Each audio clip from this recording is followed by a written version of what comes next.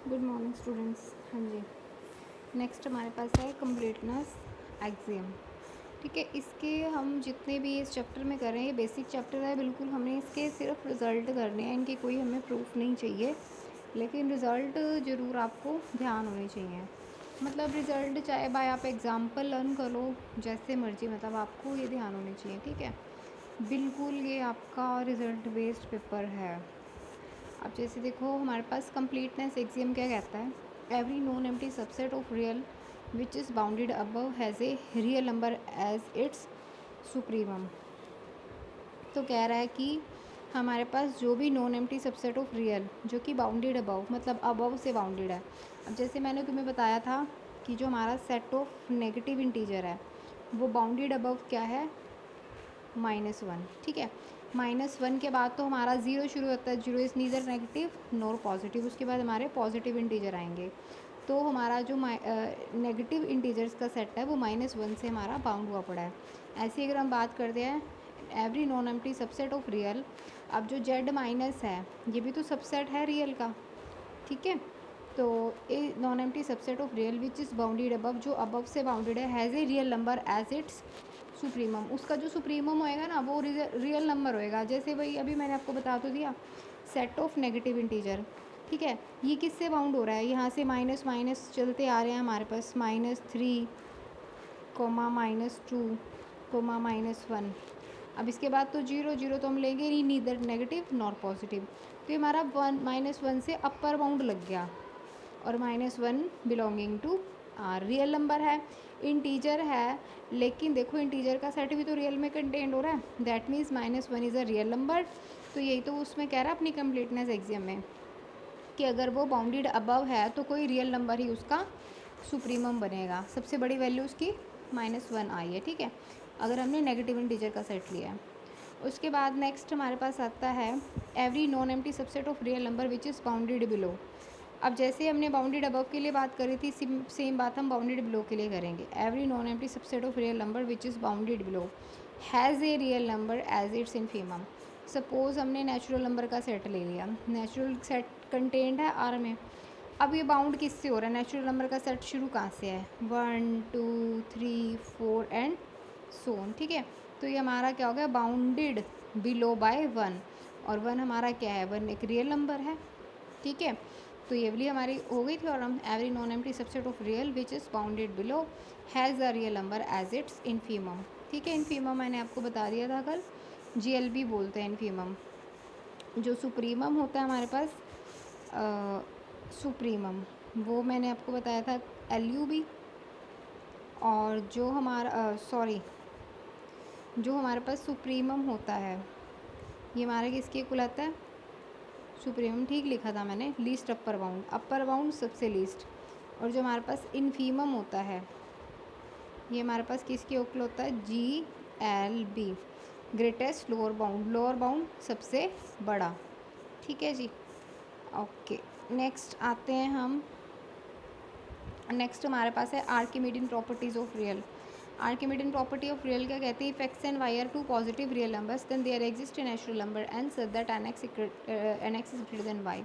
कोई भी आप दो रियल नंबर ले लो, आप हमेशा एक नेचुरल चूज़ कर पाओगे, such that n x is greater than y. Suppose मैंने एक्स को ले लिया हाफ और मैंने वाई को ले लिया 1।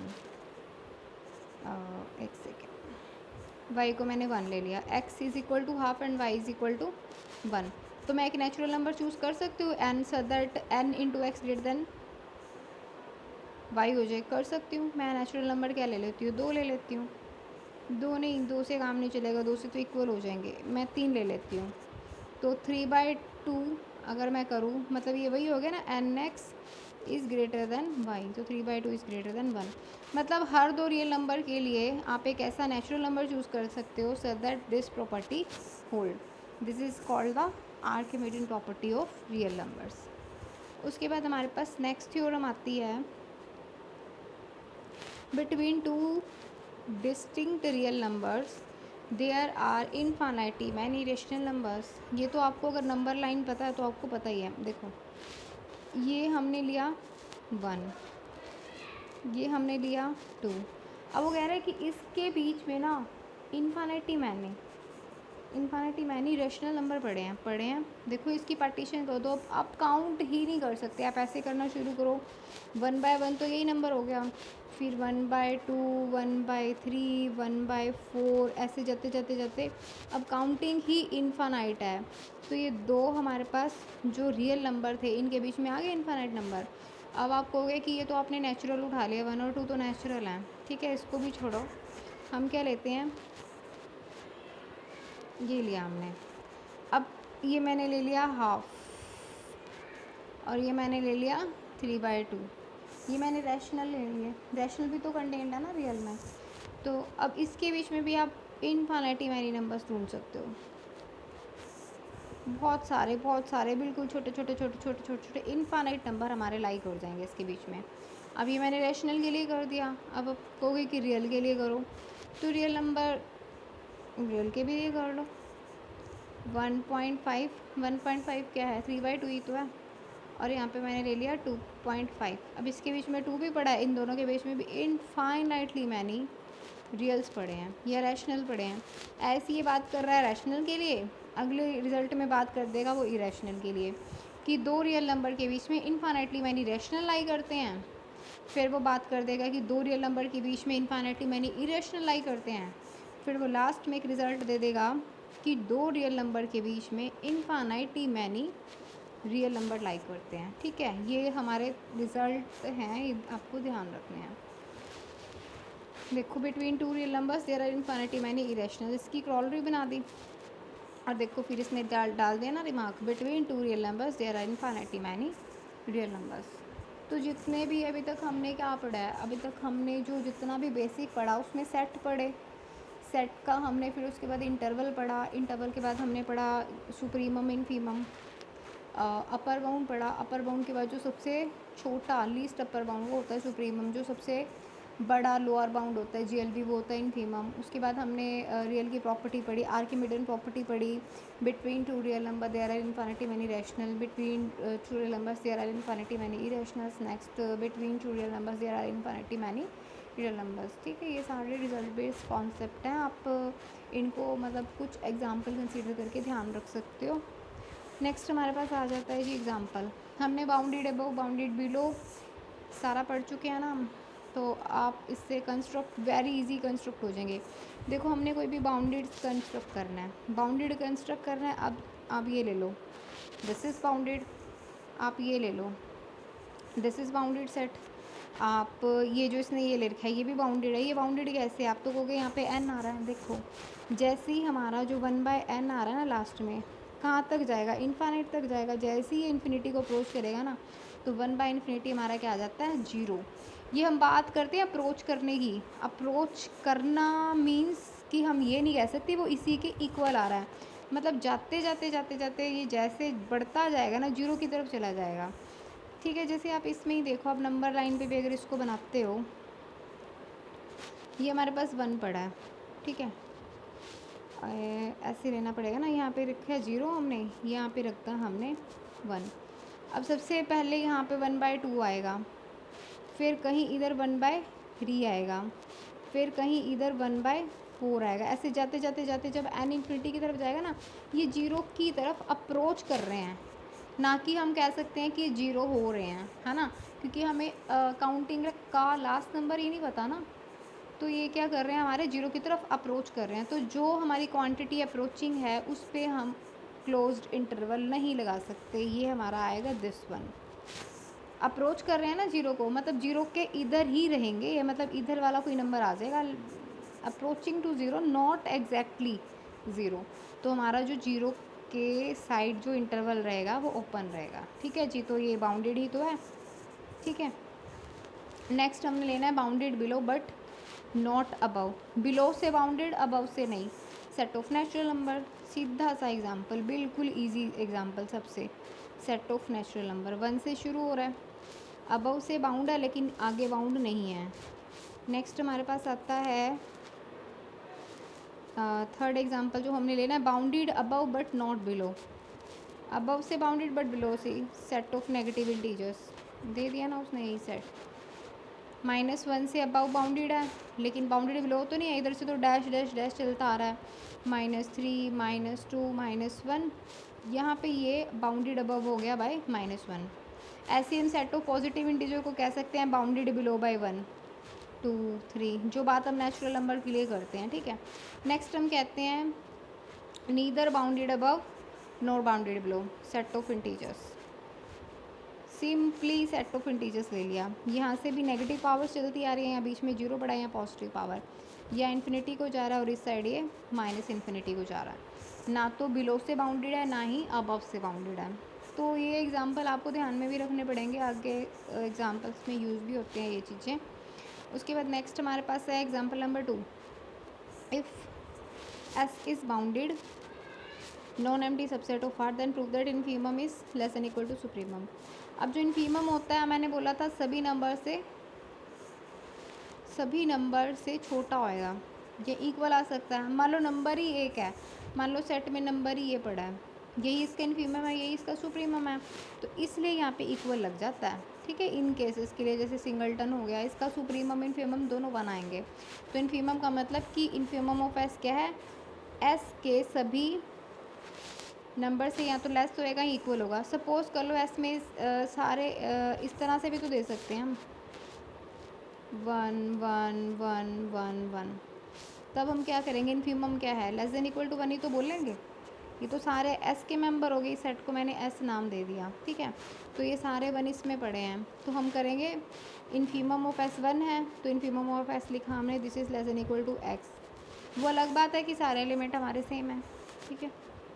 Infimum S is less than equal to S for all x belonging to S. ऐसे ही सुप्रीमम सब एलिमेंट से बड़ा हो जाएगा। इन दोनों को कंबाइन करो, यहाँ से क्या जाएगा, infimum less than equal to x, x less than equal to supremum, तो infimum less than equal to supremum. ये हमेशा बाउंडेड सेट में होता है। जैसे आप ये ले लो क्लोज्ड इंटरवल 1,2, अब इसका इनफीमम क्या है 1। अब 1,2 है, रियल नंबर है, इनके बीच में इनफानाइट नंबर्स पड़े हैं, इनफानाइट नंबर्स, ठीक है। लेकिन 1 सबसे छोटा नंबर है, तो 1 is less than equal to all x, और for all x belonging to, इस सेट को आप ऐसे नाम दे दो, ठीक है। और ऐसे 2 है, ये सारे मेंबर से बड़ा है, तो इस तरीके से आप याद कर सकते हो। ये सिर्फ प्रॉपर्टी आपकी बाउंडेड सेट के लिए होल्ड करेगी। Next let and B two non empty subset of R C is equal to A plus B, इस तरह से डिफाइन कर दिया हमने। A plus B, x A का एलिमेंट, वाई बी का एलिमेंट, बीच में प्लस है तो हमने प्लस डिफाइन कर दिया। इफ ईच एन बी है supremum then show that C S is supremum. वो कह रहा है कि अगर ए प्लस बी के पास सुप्रीमम है तो सी के पास भी सुप्रीमम आएगा, और सुप्रीमम सी क्या हो जाएगा, supremum A plus supremum B. तो नेक्स्ट हम आए, देखो हमने लिया A and B are bounded sets, तो बाउंडेड है तो बाउंडेड अबव कर दिया हमने, क्योंकि इनके पास सुप्रीमम है। X less than equal to 1, ऐसी वाई हमने बी में से ले लिया, बाउंडेड है, तो ए का बाउंड एग्जिस्ट करवा दिया हमने K1 अपर बाउंड, और बी का अपर बाउंड हमने एग्जिस्ट करा दिया K2। तो जेड हमने इनका सम ले रखा था, तो z is equal to x plus y हो गया। तो x plus y by triangle inequality, this is less than equal to mod x plus mod y, where mod x less than equal to K1 and mod y less than equal to K2, then which implies mod z is less than equal to K1 plus K2, और Z हमारा ए plus B में से है। A plus B is bounded set, A plus B bounded हो गया ना, क्योंकि हमने क्या कहा, जो मोड जेड के एलिमेंट हैं वो क्या होंगे, less than equal to K1 plus K2, ठीक है। ये भी कांस्टेंट, ये भी कांस्टेंट, इनका सम भी कुछ कांस्टेंट आ जाएगा, तो जेड के जो एलिमेंट है वो बाउंड हो गए, तो इसका मतलब ये बाउंडेड सेट हो गया। जेड में किस टाइप के एलिमेंट थे, ए प्लस बी टाइप के तो जा रहे थे, मतलब जेड में एक्स प्लस वाई टाइप के एलिमेंट जा रहे थे, where x belonging to A and y belonging to B. Next हमने ना दूसरी साइड देखी। अब सुप्रीमम ए हमने मान लिया U1, सुप्रीमम बी U2 मान लिया, S less than equal to U1, तो सुप्रीमम से तो सारे एलिमेंट छोटे होंगे, और ऐसे ही वाई बी के लिए भी यही चीज़ होल्ड कर देगी, सुप्रीमम से सारे एलिमेंट छोटे, तो इनके सम किससे छोटा हो गया, U1 प्लस U2 से। इनका सम तो क्या है, z, z is less than equal to U1 plus U2 for all z belonging to A. इसका मतलब U1 plus U2 upper bound बन गया ए प्लस बी का। अगर अपर बाउंड बन गया है ये ए प्लस बी का, उसके बाद इसने बोला U1 U2 A and B का सुप्रीमम था क्योंकि, तो ये ए प्लस बी वाले सेट का अपर बाउंड बना। अब इसने बोला for any epsilon greater than 0 there exist x1 belonging to A, y1 belonging to B. अब भी तो वो कह रहा था, देखो ऊपर उसने बात करी थी कि U1 U2 अपर बाउंड बन गया ए प्लस बी का, अब वो कह रहा है कि for any U1 U2 supremum है ए और बी के रिस्पेक्टिवली, मतलब यू ए जो ए के सारे एलिमेंट है ना वो U1 से ऐसे लिखेंगे ना कि x is less than equal to U1 for all x belonging to A. Similarly y is less than equal to U2 for all y belonging to b। ये हम इस बात से लिखेंगे, इस वाली बात से, ठीक है। तो x1 a में से y1 b में से लिया। देखो अगर x1 छोटा है U1 से, क्योंकि U1 उसका सुप्रीमम है, तो अगर इसमें से ना हम कुछ माइनस करेंगे ना, छोटी सी भी चीज़ माइनस करेंगे U1 में से, तो x1 बड़ा हो जाएगा।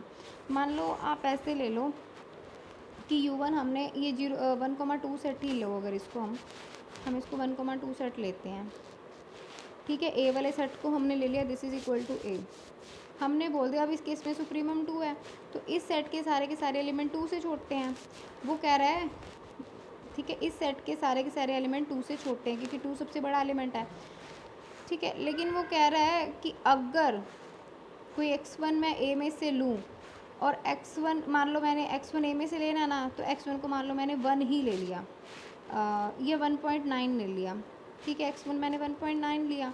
अगर 1.9 ग्रेटर हो जाएगा, अगर मैं इस 2 में से ना, मान लो ऐसे ही बात कर रहा है, देखो बात पे ये छोटा लिखने में थोड़ा सा छोटा आ रहा है।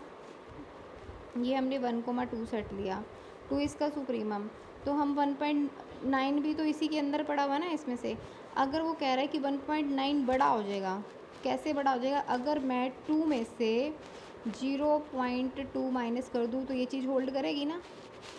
वैसे तो कह रहा कि 2 सबसे बड़ा एलिमेंट है, लेकिन अब मैंने 1.9 भी इसी में से उठाया, यहाँ पड़ा होएगा, 2 से थोड़े पीछे पड़ा होएगा। वो कह रहा है कि 1.2 बड़ा हो जाएगा, 2 माइनस 0.2 से बड़ा होएगा, क्योंकि 1.9 इज़ ग्रेटर दैन 1.8। सिमिलरली हम y1 के लिए भी यही बात कर सकते हैं कि हम तो वैसे कह रहे हैं कि U2 सबसे बड़ा एलिमेंट है, लेकिन अगर हम कोई y1 अगर U2 में से कुछ हम लेस कर देंगे ना, सब्ट्रैक्ट कर देंगे, तो जो हमारा y1 है वो बड़ा हो जाएगा U2 से। तो इसका मतलब x1 plus y1 is greater than U1 plus U2 minus epsilon. तो there exist z1 x1 plus y1 belonging to a plus b such that z1 is greater than U1 plus U2 minus epsilon. तो इसका मतलब U1 plus U2 minus epsilon is not upper bound of the set A B.